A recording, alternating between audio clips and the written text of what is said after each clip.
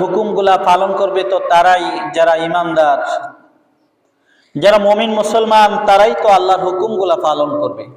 যারা বেঈমান তারা তো কখনো আল্লাহর হুকুম পালন করবে না, কারণ তাদের তো ঈমানই নাই।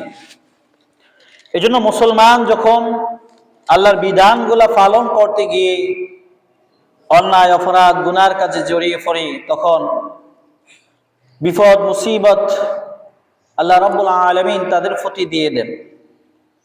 বাংলায় একটা প্রবাদ আছে যে দোষ করে একজন, সাজা হয় সবার।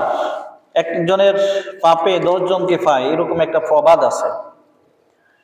এজন্য আমরা সমাজে, এলাকায় ধর্মপ্রাণ মুসলমান যারা আছেন, প্রত্যেকে আল্লাহর বিধানগুলা পালন করতে হবে। নচেত তার অন্যায় অপরাধের কারণে আল্লাহ তাআলা আযাব গজব মুসিবত দিয়ে দেন, এটা বলা যায় না।